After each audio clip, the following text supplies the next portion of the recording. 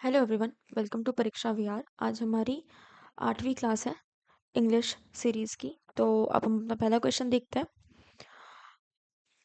Choose the correct meaning of the given proverb from the options. ठीक है, तो यहाँ पे हमारे पास एक कहावत है।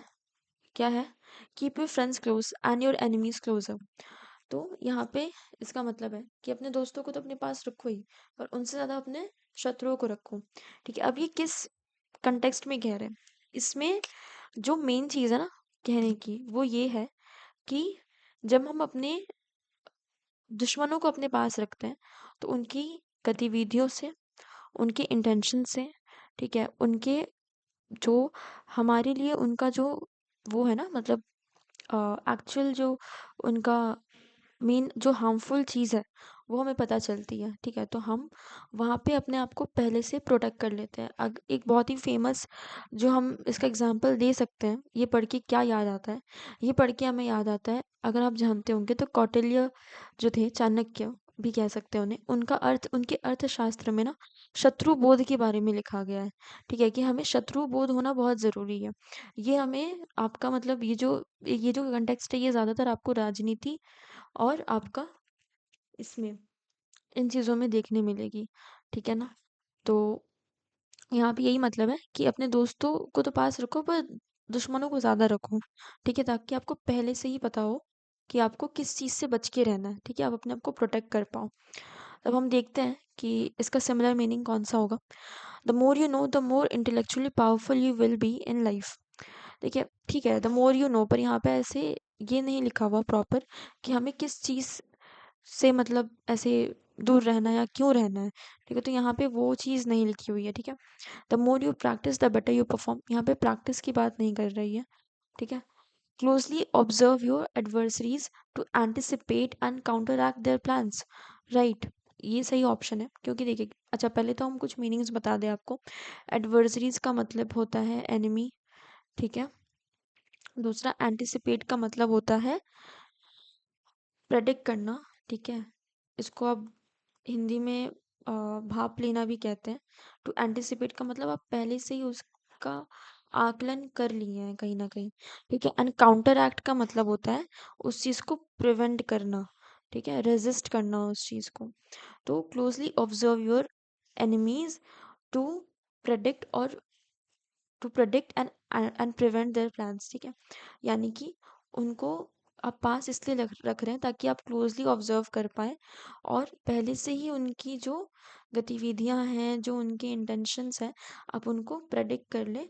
और फिर आप कैसे अपने आप को उस चीज़ से बचाएंगे, उसका एक मतलब आप प्लान बना लें and counteract their plans.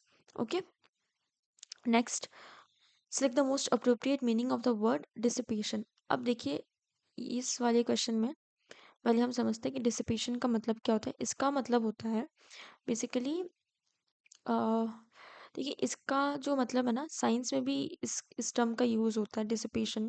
ठीक है, इसका मतलब फैलाव होता है, या और क्लोजली कहे तो नष्ट होना। ठीक है, किसी चीज़ का नष्ट होना। ठीक है, यानी कि बेसिकली बर्बादी होना। ठीक है, कहीं ना कहीं इसका मतलब ऐसा कुछ निकल के आता है। ठीक है, अब हम ऑप्शंस देखते हैं। ठीक है, ऑप्शंस अगर हम देखें तो ऑप्शन ए मोरालिटी। मोरालिटी का मतलब होता है आपका नैतिक, नैतिकता। ठीक है, करप्शन, करप्शन आपको पता ही होगा, भ्रष्टाचार। ठीक है, तीसरा वर्च्यू, वर्च्यू भी नैतिक ही होता है। ठीक है, एक ही बात है, मतलब सद्गुण। ठीक है, बेसिकली। ठीक है, सद्गुण। दूसरा गुडनेस भी अच्छा। ठीक है, यही सिमिलर है आपका मोरालिटी और वर्च्यू से। ठीक है, अच्छा। तो अब यहाँ पे देखिए, यहाँ पे ये जो तीन ऑप्शंस हैं, मोरालिटी, वर्च्यू और गुडनेस, इन तीनों का मतलब सेम है। यहाँ पे देखिए, ये कहना कि डिसिपेशन का जो एकदम अप्रोप्रिएट मतलब एग्जैक्ट सिमिलर जो मीनिंग है वो करप्शन है। ठीक है, ये कहना गलत होगा। ठीक है, क्योंकि मतलब ये दोनों एक बहुत अलग कंटेक्स्ट में बात करे जा रहे हैं। पर अगर हम और इसको डीपली सोचें तो यहाँ पे क्या है कि करप्शन और डिसिपेशन, ठीक है, ये जो दो वर्ड है ना, ये किस कंटेक्स्ट में, ठीक है, किस पॉइंट ऑफ व्यू से कहे गए हैं, ये अगर आप इकोनॉमिक्स के पॉइंट ऑफ व्यू से देखें, ठीक है, इकोनॉमिक्स के पॉइंट ऑफ व्यू से देखें, तो इन दोनों का ही मतलब होता है मिस यूज ऑफ फंड्स, ठीक है, ऐसे करके। तो यहाँ पे इस मतलब थोड़ा इसको गहराई में सोचा गया है, पर ये कहना कि डिसिपेशन का एग्जैक्ट मीनिंग करप्शन है, ये गलत है। जब आपके पास ऐसे क्वेश्चंस आए, तो आप ये चीज़ ध्यान रखिए कि जब आपको एकदम लगे, मतलब सपोज देखिए यहाँ पे बहुत सारे लोग होंगे जिसे डिसिपेशन का मतलब नहीं पता है, ठीक है, कोई बात नहीं कि आपको डिसिपेशन का मतलब नहीं पता है, ठीक है, पर ये सारे वर्ड्स आप देखिए, आपको मोरालिटी कहीं ना कहीं पता होगा, आपने सुना ही होगा, ठीक है, मोरल साइंस, ठीक है, मोरल साइंस क्या होता था, हमें नैतिक, ठीक है, एक अच्छा इंसान, एक ऑनेस्ट इंसान बनाने के लिए, नैतिक इंसान बनाने के लिए, ठीक है, वो होता था। वर्च्यू भी देखिए, वर्च्यू भी आपको पता होना चाहिए, क्योंकि वर्च्यू का मतलब होता है गुडनेस, ठीक है, सद्गुण, अच्छी चीज़, ठीक है, और गुडनेस तो का मतलब ही अच्छा होता है। तो देखिए कहीं न कहीं ए, सी और डी, इन तीनों का मतलब सेम है। बचा क्या? B, corruption. करप्शन इन तीनों से बिल्कुल मैच नहीं खाता। तो वहाँ पे आप ये दिमाग लगा के बी, करप्शन पे टिक कर दीजिए, ठीक है। आपको क्वेश्चंस में ऑप्शन को एलिमिनेट करना आना चाहिए। बहुत बार ऐसे वो क्या बात है जिनका मतलब नहीं पता होता या जिनका कोई कनेक्शन नहीं होता, ठीक है, पर फिर भी वैसे क्वेश्चन आते हैं, क्योंकि थोड़ा वो लोग नॉलेज चेक करते हैं आपकी कितनी आपको मतलब गहन नॉलेज है। और अब ज़रूरी नहीं है कि वो क्या में आपको हर एक वर्ड का मतलब पता हो, ठीक है, तो ये आप चीज़ ध्यान रखिएगा। Okay, next question. Choose the option which can be substituted for the given phrase, ठीक है, ये सब्सटीट्यूट जब वहाँ लिखा रहेगा उसका मतलब है वन वर्ड, ठीक है, तो ये ध्यान रखिएगा। One who offers his service, ठीक है, जो इसका हमें वन वर्ड बताना है, ठीक है, जो सर्विस देता हो, ठीक है, जो बेसिकली आपको सेवा सेवा देने वाला व्यक्ति, ठीक है। तो एथिस्ट, देखिए एथिस्ट नहीं होगा, एथिस्ट का मतलब होता है आपका नास्तिक, ठीक है। फिर आपका थीस्ट भी देखिए नहीं होगा, थीस्ट का मतलब आस्तिक होता है, पर इसका मतलब ये ज़रूरी नहीं है कि वो सर्विस दे, ठीक है, ऐसा ज़रूरी नहीं है। ये तो रिलीजन और गॉड पे बिलीव की बात हो गई, तो ये तो मैच नहीं कर रहा। सी, वॉलंटियर, बिल्कुल वॉलंटियर ही हो सकता है, क्योंकि वॉलंटियर ही जो होते हैं वो सर्विस देते हैं, ठीक है ना। वॉलंटियर्स ये जो वर्ड है इसका मतलब ही होता है सर्विस कर, सर्विस देने वाले, ठीक है, तो इसको कह सकते हैं सर्विस प्रोवाइडर्स, ऐसे करके। किसी भी इवेंट, किसी भी किसी भी आपका फंक्शन में आप देखते होंगे वॉलंटियर्स होते हैं, वो क्यों होते हैं? वो आपकी सर्विस के लिए होते हैं, राइट। और नोवॉइस देखिए नहीं होगा, नोवॉइस का जो मतलब होता है वो होता है बिगिनर, ठीक है, जो किसी फील्ड में नया हो, ठीक है, नौसिखिया जिसे हम कहते हैं हिंदी में। Okay, next, read the sentence carefully, choose the option that contains the incorrectly spelled word. अब यहाँ पे किसी की स्पेलिंग गलत है, हमें वो देखना है। ड्यूरिंग द एक्सकर्शन, ठीक है, एक्सकर्शन मतलब पिकनिक, ठीक है, the students noticed N unusual species of butterfly fluttering among the orchids. यहाँ पे जो गलती है वो यहाँ पर है, यहाँ पे स्पीशीज की स्पेलिंग में गलती है। स्पीशीज की स्पेलिंग ये होती है, पहले आई आता है फिर ई आता है, ओके, तो यहाँ पे option A is the correct answer. Next, parts of a sentence, okay, jumble order दिया हुआ है यहाँ पे, हमें इसे सही सीक्वेंस में बैठाना है। तो अब हम देखें यहाँ पे ऑप्शन, ऑप्शन देखेंगे तो कुछ हेल्प हो नहीं रही है। पहले हम सेंटेंस देखते हैं, तो machines and new technologies change traditional farming societies in the late 18th century and the industrial revolution began. हाँ, ऑप्शन डी, सॉरी मतलब सेंटेंस डी से हम शुरू कर सकते हैं, ठीक है, द इंडस्ट्रियल रिवॉल्यूशन बिगैन, ठीक है। अब देखिए ऑप्शन ए ही एक ऐसा ऑप्शन है जहाँ पे डी है, फिर भी हम एक बार चेक कर लेते हैं कि ये सही ऑप्शन मतलब सही मीनिंगफुल सेंटेंस है या नहीं। द इंडस्ट्रियल रिवॉल्यूशन बिगैन, फिर सी, in the late 18th century and changed traditional farming societies into industrial economies powered by machines and new technologies, right, so D, C, B, E, A is the right sequence. Next, find out the synonym of the given word. अब हमें इसका same meaning बताना है। तो सबसे पहले फिलॉन्थ्रोपी का मतलब क्या होता है? फिलॉन्थ्रोपी का मतलब होता है परोपकार, ठीक है, जैसे आपने ये वर्ड सुना होगा फिलैंथ्रोपिस्ट, ठीक है, तो ये ऐसे होते हैं, ये ऐसे व्यक्ति होते हैं देश के जो बहुत ही मतलब दान करने में, चैरिटी वगैरह करने में बहुत आगे रहते हैं, ठीक है। तो जैसे रतन टाटा, ठीक है, उनको भी हम फिलैंथ्रोपिस्ट कह सकते हैं क्योंकि उन्होंने बहुत सारे ऐसे एजुकेशनल इंस्टीट्यूट्स खोले हैं, ठीक है। फ्री एजुकेशन, फिर आपका फ्री कैंसर हॉस्पिटल्स बहुत है, ठीक है। तो उनको फिलैंथ्रोपिस्ट भी कहा जाता है। ओके। फिर उसके बाद उनका जो मेजर जो स्टेक था उनका, वो उनके टाटा ट्रस्ट का था, ठीक है, उनके कंपनी में। तो मेजर स्टेक होल्डर बस टाटा ट्रस्ट, जो उनकी मतलब उनका एक एनजीओ कह सकते हैं आप, ऐसा था।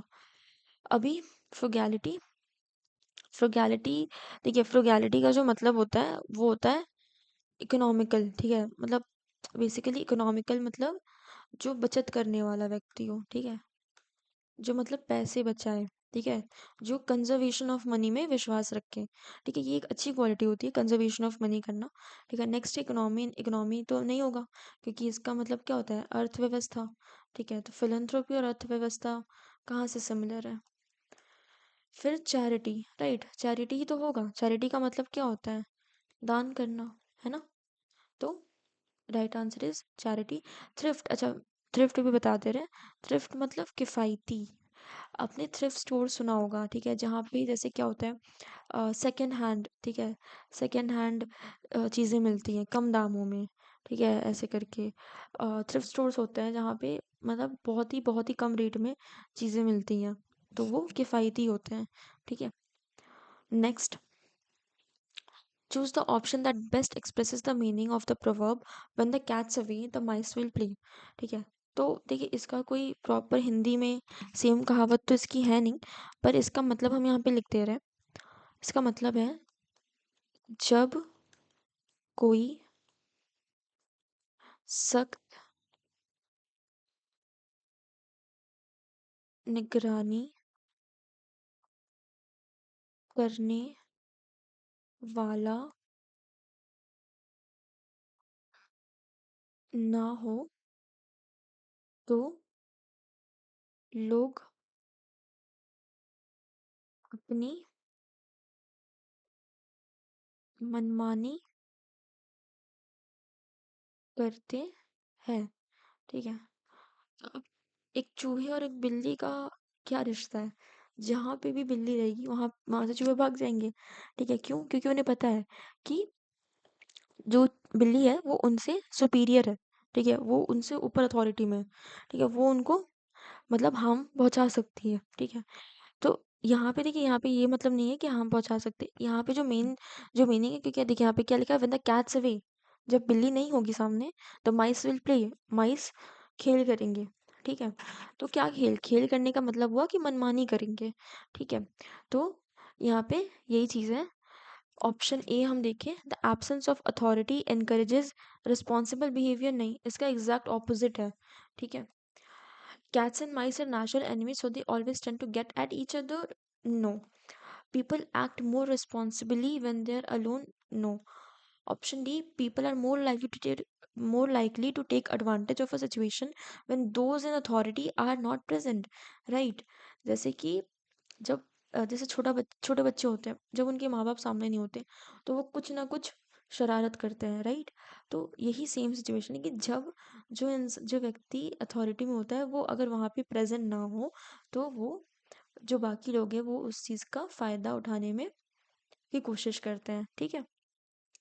Next, replace the highlighted text with the correct one word. Okay. Ram is recognized as a person who throws his voice among his friend, ठीक है। तो हमें इसका मतलब जानना है, पहले हम एक एक करके सारे ऑप्शंस की मीनिंग देखते हैं, ठीक है। अभी कन्फेक्शनर, कन्फेक्शनर मतलब हलवाई, ठीक है। आपने वो देखा होगा बेकरी शॉप्स में, ठीक है, या इवन स्वीट के शॉप्स में कि ऊपर लिखा रहता है कन्फेक्शनरी, ठीक है, कन्फेक्शनर्स ऐसे करके। कन्फेक्शनरी का मतलब ही होता है बेकरी या स्वीट शॉप, ठीक है। फिर सेलिब्रेट, सेलिब्रेट का मतलब होता है अनमैरिड, ठीक है। सेलिबेसी कहते हैं ना कि लोग सेलिबेसी ले लेते हैं ऐसा करके, तो इसका मतलब होता है जो कुंवारा हो, अनमैरिड हो। वेंट्रिलोकिस्ट, अभी वेंट्रिलोकिस्ट जो होता है ये ना पेट से बोलते हैं, ठीक है, ये एक कला होती है बेसिकली। आपने देखा होगा कि कुछ लोग ना ऐसे अपने हाथ में कठपुतलियाँ लेते हैं और वो कुछ नहीं बोलते, पर फिर भी वो कठपुतली आवाज़ करती है, वो ये करती है। वो कठपुतली आवाज़ नहीं करती, वही लोग की आवाज़ होती है। उन्हें पेट से बोलना आता है, वो अपने पेट और गले का इस्तेमाल करके वो बोल सकते हैं। ठीक है। दूसरा है कॉस्मोपॉलिट। अच्छा, ये जो है ना, इसको हम बहुत पॉपुलरली वर्ल्ड सिटीजन कहते हैं। ऐसे व्यक्ति ना मतलब पूरी दुनिया को अपना घर समझते हैं। ठीक है, वो मतलब अपने आप को मतलब वो बहुत ब्रॉड माइंडेड इंसान होता है। वो अपने आप को किसी पर्टिकुलर संस्कृति, पर्टिकुलर देश, ठीक है, पर्टिकुलर कल्चर के अंदर उसको बाउंड, अपने आप को बाउंड नहीं करते। उनके लिए पूरा उनकी पूरी दुनिया ही उनका मतलब जो है घर है। ठीक है, ऐसे। तो देखिए, a person who throws his voice among his friend. तो यहाँ पे एक ही वर्ड है जो वॉइस से रिलेटेड है, वो है वेंट्रिलोकिस्ट। ठीक है, ज़रूरी नहीं है कि इसका मतलब सच में ही यही हो, पर काइंड ऑफ यही है। ठीक है। Next, choose the word that is similar in meaning to the given word. Okay, तो यहाँ पे जो वर्ड दिया हुआ है वो है spend thrift. Okay, spend thrift मतलब पैसे उड़ाने वाला व्यक्ति। ठीक है। हाँ हाँ, उड़ाने वाला। ठीक है, तो अब हम ऑप्शंस देखे। अच्छा, इसका सिमिलर जानना है हमें, सॉरी ये चीज़ तो देखी नहीं, सिमिलर मीनिंग। ए प्लेंटिफुल तो नहीं होगा। ठीक है, प्लेंटिफुल मतलब बहुत अबंडेंस, मतलब बहुत सारी चीज़ें हो। ठीक है, वेस्टफुल, वेस्टफुल हो सकता है। इकोनॉमिकल नहीं होगा, इकोनॉमिकल का भी मतलब होता है सेव करने वाला। ठीक है, और रिसोर्सफुल, रिसोर्सफुल भी नहीं होगा क्योंकि उसका भी मतलब कहीं ना कहीं जहाँ पे मतलब अच्छे खासे अबंडेंस हो रिसोर्सेज की। ठीक है, तो वेस्टफुल होगा। ठीक है, अब यहाँ पे आप देखें तो ये देखिए, यहाँ पे स्पेंड थ्रिफ्ट लिखा है, राइट। तो भले ही हो सकता है आपको ना पता हो कि स्पेंड थ्रिफ्ट का मतलब क्या होता है, पर प्लेंटिफुल, इकोनॉमिकल और रिसोर्सफुल ये बहुत ही आम शब्द है। ठीक है, ये आप कहीं ना कहीं सुने होंगे, स्कूल्स में पढ़े होंगे। ठीक है, तो यहाँ पे आप समझ जाइएगा कि ये तीनों का मतलब कहीं ना कहीं सिमिलर है। ठीक है, तो आपको कौन सा ऑप्शन बचता है? वेस्टफुल। ठीक है, बस यहाँ पे स्पेंड करने की बात करिए तो इसका मतलब है कि जो स्पेंड करेगा वही ना पैसा वेस्ट करेगा, तो वेस्टफुल आप टिक करिएगा इसमें। ओके, तो यही चीज़ है, वोकैब में आपको बहुत ध्यान से एक एक वर्ड देखना है। ठीक है, कि क्या वर्ड क्या कह सकता है, आपको उसका हिडन मीनिंग भी समझना है। वोकैब की यही सबसे मेन जो चीज़ है वही आपको करनी है। Next, select the most appropriate term, one word for the given expression, a string of beads used in counting prayers। तो आपने देखा होगा वो जो जाप माला होती है, ठीक है, होता है ना, तुलसी माला होती है और भी कौन कौन सी मालाएं होती हैं जिससे हम लोग जाप करते हैं। तो अ स्ट्रिंग ऑफ बीड्स, ठीक है, स्ट्रिंग ऑफ बीड्स मतलब वो क्या कहते हैं, वो माला, वो मोतियों की माला या जो भी वो बीड्स की माला। ठीक है, यूज्ड इन काउंटिंग प्रेयर्स, जो प्रेयर्स काउंट करने के लिए हम यूज करते हैं। देखिए, गार्लैंड नहीं होगा, गार्लैंड मतलब माला होती, माला होती है फूलों की माला। ठीक है, मतलब इसको गार्लैंड जब हम कहते हैं उसका मतलब होता है फूलों की माला। ओके, सीरीज, सीरीज तो नहीं, सीरीज मतलब क्या, ऑर्डर में। ठीक है, ये भी नहीं होगा। वर्शिप, वर्शिप नहीं होगा, वर्शिप मतलब पूजना। ठीक है, तो option D rosary is the right answer. ठीक है, रोजरी, देखिए रोजरी जब हम कहते हैं ना, रोजरी जो है वो क्रिश्चियंस यूज करते हैं। आपने अगर कभी क्रिश्चियन में मतलब वो फादर्स को देखा होगा। ठीक है, तो फादर्स के हाथ में हमेशा एक वो रहती है, वो माला सी रहती है जैसे हम भी यूज करते हैं, वैसे ही उनके पास एक माला रहती है और उसमें क्रॉस का साइन रहता है। ठीक है, तो उसको रोजरी कहते हैं। Okay, next, when she left for home and started missing her parents, she finally realized that absence makes the heart grow fonder. She made sure to go back home for Thanksgiving। अब हमें ये जो board में लिखा हुआ proverb है, कहावत है, उससे समझना है। Absence makes the heart grow fonder. ठीक है, तो इसका मतलब होता है कि जब हम अपने मतलब अपनों से दूर होते हैं तब उनको देखने की इच्छा, उनसे मिलने की इच्छा और ज़्यादा होती है। ठीक है, उन मतलब जब वो नहीं होते तो उनकी वैल्यू हमें समझ और आती है। ठीक है, ऐसे करके। तो हम ऑप्शंस देखें, the days to come are going to be tedious ones, no, all things come to those who wait, नहीं, out of sight out of mind, ये तो बिल्कुल ही इससे अलग है।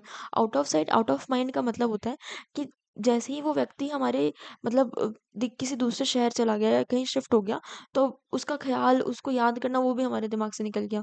ठीक है, तो ये चीज़ देखिए, दूरी में दो चीज़ें हो सकती हैं, या तो absence makes the heart grow fonder, या तो out of sight out of mind. ठीक है, अब ये डिपेंड करता है कि आपके क्या इमोशन है, आपके उसके साथ कैसे रिलेशन है। ठीक है, next option D, distance makes one appreciate their loved ones, right. यहाँ पे यही चीज़ है कि absence makes the heart grow fonder.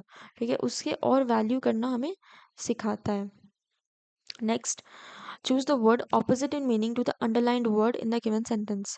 ठीक है, तो यहाँ पे जो वर्ड दिया हुआ है वो दिया हुआ है अनटायरिंग। अनटायरिंग मतलब बिना थके। अच्छा, पहले हम सेंटेंस पढ़ ले। Mehar was untiring in her efforts to care for her ailing sibling brother. मतलब उसका जो भाई बीमार था, ठीक है, बीमार था, एलिंग मतलब बीमार, ठीक है, बीमार, तो उसके लिए वो मतलब हर तरीके से एफर्ट्स दे रही थी, उसकी केयर कर रही थी, उसका ध्यान रख रही थी। ठीक है, बिना थके। तो ऑप्शंस देखिए, डिलीजेंट, देखिए डिलीजेंट का मतलब होता है परिश्रमी, तो हमें इसका ऑपोजिट जानना है, तो परिश्रमी तो होगा नहीं। ठीक है, क्योंकि वो तो सच में बहुत मेहनत कर रही है भाई। फिर मेटिकुलस, मेटिकुलस का भी मतलब नहीं होगा। मेटिकुलस मतलब बहुत केयरफुल, एक एक छोटी छोटी चीज में बहुत वेरी, मतलब एक सेकेंड, वेरी डिटेल ओरिएंटेड। ठीक है, ऐसा कह सकते हैं हम, बहुत अटेंशन देना, तो वो तो बिल्कुल दे रही है अपने भाई के लिए। फिर रिलेंटलेस भी नहीं होगा। रिलेंटलेस का भी मतलब होता है बिना रुके। ठीक है, नॉट स्टॉपिंग। ठीक है, ये कह सकते हैं आप, एकदम। और डी इंडोलेंट, इंडोलेंट ही राइट होगा, क्योंकि आपका इसका मतलब होता है लेजी, जो करने के लिए इच्छुक ना हो। ठीक है, next, identify the misspelled word in the sentence given below. Despite facing numerous obstacles, Arjun remained focused and determined. Obstacles नहीं होता, obstacles होता है। ठीक है, ए आता है, आई नहीं, तो option D is the right answer. Next, money kiss the child for the nurse's sake, ये भी प्रोवर्ब है। तो देखिए, इसका मतलब जो है, इसका मतलब है कि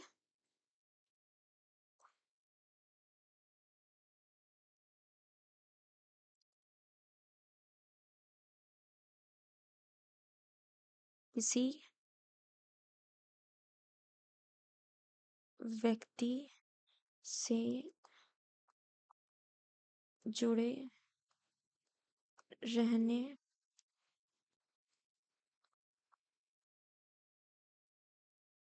का पक्ष पाने के लिए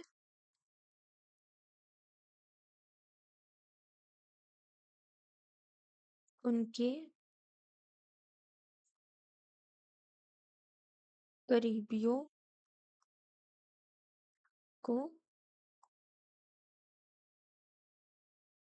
झूठा प्यार दिखाते हैं। ठीक है, तो यहाँ पे देखिए क्या लिखा है, यहाँ पे लिखा है कि money kiss the child for the nurse's sake. ठीक है, अब यहाँ पे जो तात्पर्य क्या है इसके कहने का, कि लोग बच्चे को किस करें, मतलब बेसिकली प्यार करे, दुलार करे, क्यों? क्योंकि वहाँ पे नर्स है, उसकी नर्स जो है बेसिकली उसकी प्रोटेक्टर है। ठीक है, या फिर एक चीज, या फिर ऐसे कह लीजिए कि मतलब उसकी देखभाल करने के लिए वो नर्स है। ठीक है, तो इसका मतलब है लोग किसी व्यक्ति से जुड़े रहने या उनका पक्ष पाने के लिए उनके करीबियों को झूठा प्यार दिखाते हैं। ठीक है, मतलब इसका मतलब है कि अगर हम उस बच्चे को प्यार करेंगे, दुलार करेंगे, तो उसकी जो नर्स है वो हमारे पक्ष में, हमारे, हम उससे जुड़े रहेंगे। ठीक है, और इसमें हमेशा समझिए ये झूठा प्यार है, क्यों? क्योंकि उनका हिडन मोटिव है, उनके इरादे कुछ मतलब गलत है। ठीक है, वो अपना फायदा ढूंढ रहे हैं यहाँ पर, इसलिए वो ऐसा कर रहे हैं। ठीक है, we can normally trust people at face value as motives are usually pure, no, इसकी इसका बिल्कुल ऑपोजिट है। ठीक है, कि हम लोगों पर भरोसा नहीं कर सकते जस्ट बिकॉज, और क्योंकि हमें नहीं पता कि उनका मोटिव प्योर है या नहीं। Affection shown to a child is always meant for the mother. No, people may pretend to be affectionate और kind but often with hidden motives. Right, लोग प्रिटेंड करते हैं अपने फायदे के लिए, वो प्रिटेंड करते हैं, वो दिखावा करते हैं, पर उनके जो इरादे होते हैं वो कुछ और होते हैं। Okay, next. Anita is a dash an person who opposes war and violence, always promoting peace and harmony in her community। तो यहाँ पे जो हाईलाइटेड टेक्स्ट है उसका हमें वन वर्ड जानना, a person who opposes war and violence. ठीक है, तो ए पैसिफिस्ट, यही हमारा सही आंसर है। पैसिफिस्ट का मतलब ही होता है शांतिवादी, ठीक है, जिसको अमन पसंद हो। ठीक है, जो लड़ाई झगड़ों से को एकदम बिल्कुल अपोज करे। ऑपर्चुनिस्ट का मतलब होता है आपका मौका परस्त व्यक्ति। ठीक है, जैसे हमने अभी देखा पिछले ऑप्शन में, वो ऐसा व्यक्ति होगा ना जो अपॉर्चुनिस्ट अपॉर्चुनिस्ट होगा, जो जिसके हिडन मोटिव्स होंगे। मौका परस्त व्यक्ति जो अपने बस फायदे के लिए, वो ये ना सोचे कि किसी को इससे हानि पहुंच रही है या नहीं पहुंच रही है। फिर दूसरा आपका रियलिस्ट।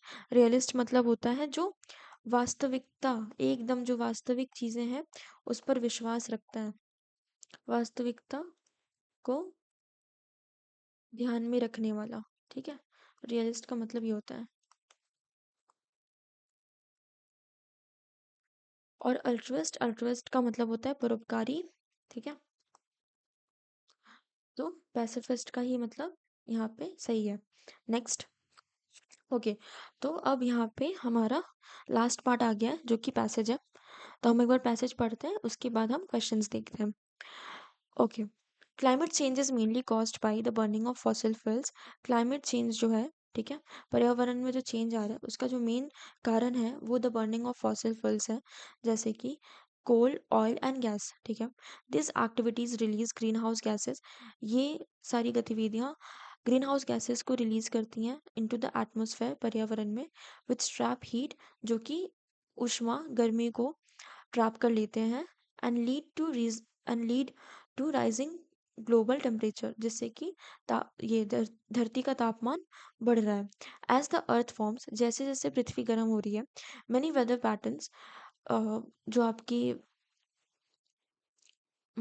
वेदर पैटर्न्स है वो बहुत एक्सट्रीम होते जा रहे हैं, मतलब बहुत उनकी वो चरम पर जा रहे हैं अपने, एंड अनप्रडिक्टेबल होते जा रहे हैं। ठीक है, अनप्रडिक्टेबल मतलब हम नहीं समझ पा रहे कि कब गर्मी होगी कब बारिश होगी, बिन मौसम बहुत सारी चीज़ें ऐसे हमें देखने मिल रही हैं। वन मेजर कॉन्सिक्वेंस, एक जो मेजर इसका आउट रिजल्ट है of climate change, is the increase in natural disasters, वो है नेचुरल डिजास्टर्स में तेजी। ठीक है, मतलब जैसे कि सुनामी आ जाना, ठीक है, फ्लड्स आना, ठीक, क्योंकि ग्लेशियर पिघल रहे हैं। ठीक है, पानी का स्तर बढ़ रहा है। Higher temperatures cause more heat waves and droughts. ठीक है, ज़्यादा हायर टेम्परेचर्स क्या कर रहे हैं, हीट वेव ला रहे हैं। ठीक है, जैसे इंडिया में हम इतने 2-3-5 सालों से देख रहे हैं हीट वेव्स बहुत ज़्यादा हो रहे हैं।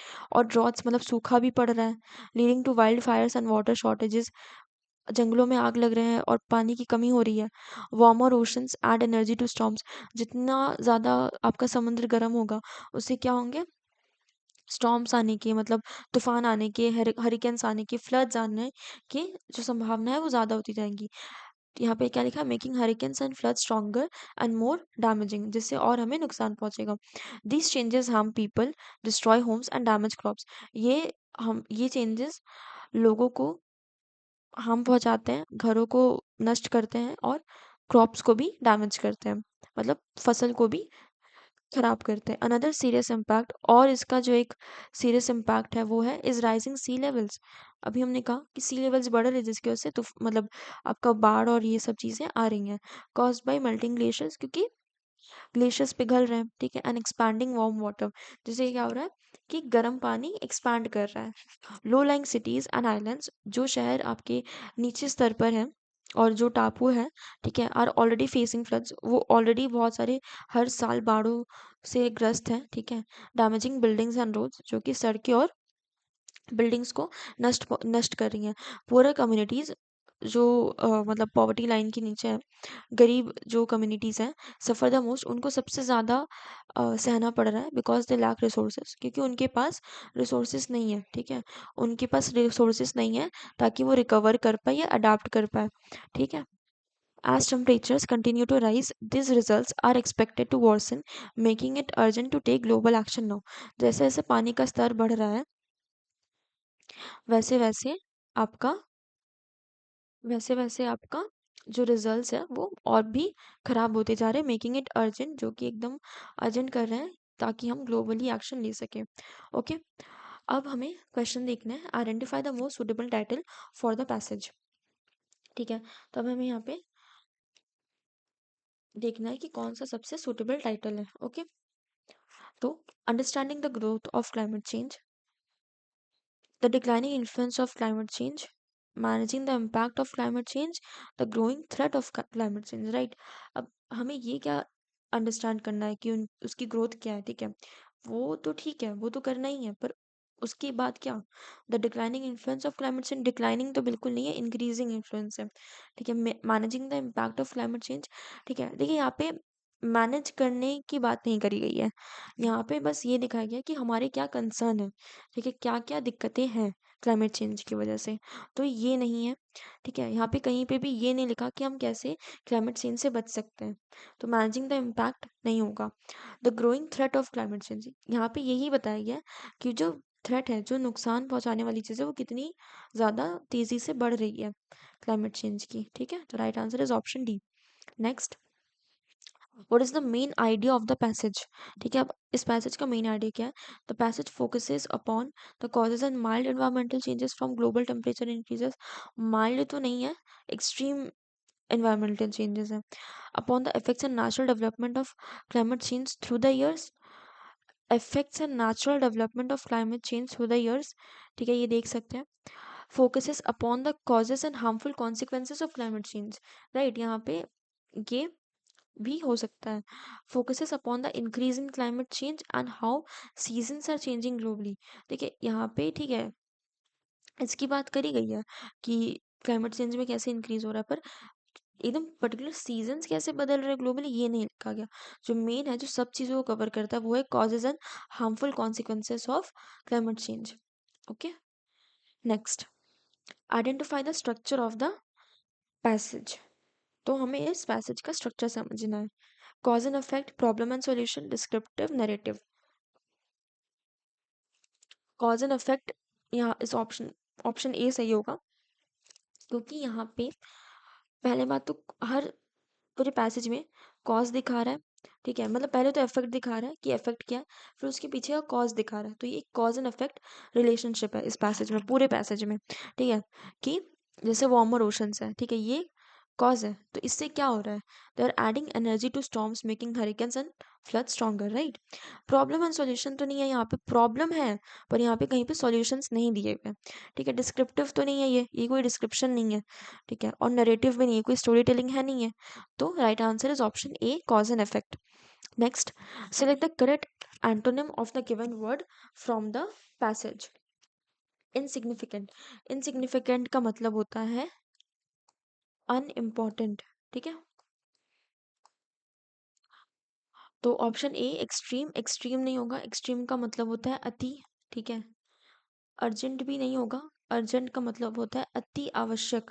ठीक है, देखिए यहाँ पे आप कह सकते हैं कि अच्छा, जो अति आवश्यक है, अर्जेंट है, वो तो इनसिग्निफिकेंट का इस उल्टा होगा। नहीं, इनसिग्निफिकेंट का मतलब होता है एकदम ज़रूरी, और ये मतलब सिग्निफिकेंट, इनसिग्निफिकेंट, सिग्निफिकेंट का जो उल्टा होता है वो इनसिग्निफिकेंट होता है। ठीक है, तो हमें इसका एंटोनिम देखना है, हमें इसका आपका ये देखना है, क्या कहते हैं उसे, ऑपोजिट देखना है। तो इनसिग्निफिकेंट का ऑपोजिट क्या हो गया, सिग्निफिकेंट। सिग्निफिकेंट एक ऐसी मतलब पॉजिटिव वे में कहा जाता है उसे। ठीक है, तो अति आवश्यक, अर्जेंट, अर्जेंट होता है जब ना, मतलब जैसे जैसे आग लग गई। ठीक है, तो वो एक अर्जेंट, एक इमरजेंसी सिचुएशन है, वो एक नेगेटिव सिचुएशन है। सिग्निफिकेंट हम कहीं ना कहीं थोड़ी पॉजिटिव सिचुएशंस के लिए कहते हैं। ठीक है, कि ये सिग्निफिकेंट है, ये चीज़ सिग्निफिकेंटली हमें मॉनिटर करनी चाहिए, ऐसे करके। तो यहाँ पे अति आवश्यक नहीं होगा, मेजर ये हो सकता है, और एक सीरियस। ठीक है, अब देखिए मेजर और सीरियस दोनों ही आपका जो है कंसर्न रिलेटेड है, ठीक है, कंसर्न दिखाते हैं। पर ये डिफर कहाँ करते हैं, आपका जो मेजर होता है ना वो एकदम वेरी इंपॉर्टेंट वाली चीज़ हो गई कि ये तो ज़रूरी ही ज़रूरी है, ठीक है, किसी भी हाल में। सीरियस जो है वो आपका बस एक इमोशन, एक फीलिंग दिखाता है कि इस चीज़ को कंसर्न मिलना चाहिए, ठीक है। इसका मतलब होता है बेसिकली, इसका मतलब ना ज़्यादा हम देखें तो ऑपोजिट होता है टू फनी के लिए, ठीक है। ये उतना इंटेंस वर्ड नहीं है सीरियस, पर ये जो मेजर है ये इनसिग्निफिकेंट लार्ज स्केल में, ठीक है, ये मेन चीज़ है। मेजर, इनसिग्निफिकेंट और इम्पोर्टेंट, ये सारे वर्ड हम एक लार्ज स्केल साइज में यूज़ कर रहे हैं, ठीक है, ठीक है, क्योंकि ये सब मतलब बहुत सारे लोगों को आपका मतलब इसका प्रभाव पड़ेगा, ठीक है। प्रभाव कितना पड़ रहा है, सीरियस कंसर्न ठीक है, पर जब मेजर, ठीक है, ये सारे वर्ड्स होते हैं, सिग्निफिकेंट, इम्पोर्टेंट, ये सब एक बहुत लार्ज पीपल को अफेक्ट करते हैं, इम्पैक्ट करते हैं। तो हमें ये चीज़ समझनी है। ओके, तो देखिए यहाँ पे भी आपका कैसे मतलब आपको समझना है कि कौन सा मीनिंग सबसे एक्यूरेट है, ठीक है। Next 20 number. Okay, select the correct antonym of the given word from the passage. Construct, construct का क्या मतलब होता है, बनाना, सिंपल, क्रिएट करना, ठीक है। तो इसका ऑपोजिट हमें जानना है। रिलीज, रिलीज तो नहीं होगा, रिलीज का मतलब होता है छोड़ देना। ट्रैप मतलब फंस जाना, तो ये भी नहीं होगा। सी डिस्ट्रॉय, बिल्कुल डिस्ट्रॉय होगा। डिस्ट्रॉय का मतलब क्या होता है, नष्ट करना, बनाने का उल्टा नष्ट करना, राइट। और लीड भी नहीं होगा, लीड मतलब लीड मतलब आपका हो गया कि मतलब किसी चीज तक पहुंचना, ठीक है। लीड मतलब जैसे यहाँ पे and lead to rising global temperatures की, अगर ऐसा ही चलता रहा तो हम एक दिन बहुत ज़्यादा ग्लोबल टेम्परेचर बढ़ जाएगा, उस स्तर तक हम पहुंच जाएंगे, राइट। तो option C is the right answer. Okay, thank you आज के लिए। तो हमारा आज के 20 क्वेश्चंस कंप्लीट हो गए। ऐसे ही आगे भी PYQs आते रहेंगे और हम कोशिश करेंगे कि जल्द से जल्द आपका ग्रामर के भी पोर्शन पे थोड़ा 15-20 मिनट का आपको एक क्विक रिविजन टाइप आपको वीडियो मिले। Okay, thank you.